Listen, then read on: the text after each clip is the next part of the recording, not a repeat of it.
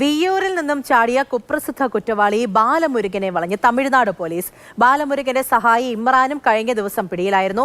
തെങ്കാശി മേഖലയിൽ പോലീസ് പരിശോധന ശക്തമാക്കിയിരിക്കുകയാണ്.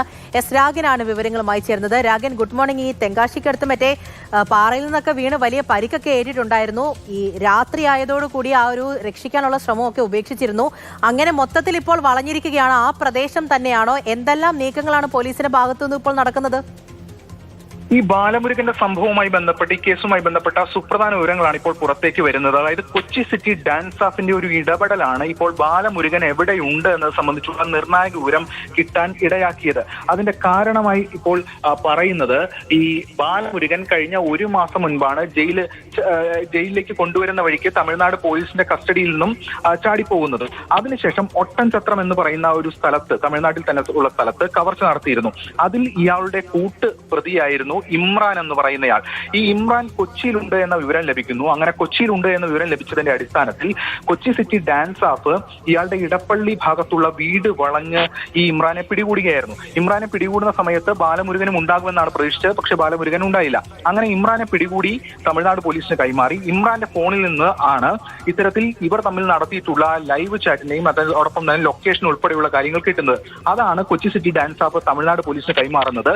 ബാലമുരുകൻ ഇവിടെയുണ്ട് അല്ലെങ്കിൽ തെങ്കാശി മേഖലയിലുണ്ട് എന്ന് സംബന്ധിച്ച്.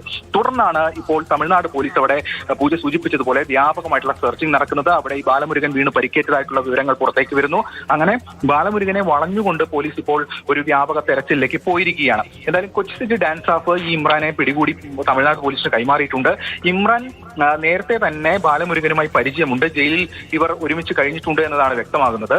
ഈ ജയിലിലേക്ക് കൊണ്ടുവരുന്ന വഴിക്ക് ബാലമുരുകൻ ചാടിപ്പോകുന്നതിന് മുൻപ് തന്നെ ഇയാൾ ജയിൽ മോചിതനായിരുന്നു. ഇയാൾ മലപ്പുറം സ്വദേശിയാണെന്നാണ് വ്യക്തമാകുന്നത്. ഇമ്രാനും നിരവധി മാലമോഷണ കേസിലടക്കം പ്രതിയാണ്. എന്തായാലും ഈ തരത്തിലുള്ള ഒരു ജോയിന്റ് ഓപ്പറേഷനാണ് കൊച്ചി സിറ്റി ഡാൻസ് ഓഫും അതോടൊപ്പം തന്നെ തമിഴ്നാട് പോലീസ് ഉൾപ്പെടെയുള്ളവർ കേന്ദ്രീകരിച്ച് നടത്തുന്നത്. എന്തായാലും ഇതിൽ ഏറ്റവും പ്രധാനപ്പെട്ട പ്രതിയായിട്ടുള്ള ബാലമുരുകൻ, ആ ബാലമുരുകന് വേണ്ടിയിട്ടുള്ള തെരച്ചിൽ നടത്തുന്നു. ബാലമുരുകന്റെ തെരച്ചിലേക്ക് നയിച്ച പ്രധാനപ്പെട്ട ഘടകം എന്ന് പറയുന്നത് കൊച്ചി സിറ്റി ഡാൻസ് ഓഫിന്റെ കൂടി ഇടപെടലാണ്. ശരി, രാഗനാണ് വിവരങ്ങൾ നൽകിയത്. അപ്പോൾ ഇയാളുടെ പ്രധാന സഹായിയെ കഴിഞ്ഞ ദിവസം പിടികൂടിയിട്ടുണ്ടായിരുന്നു ഇമ്രാൻ.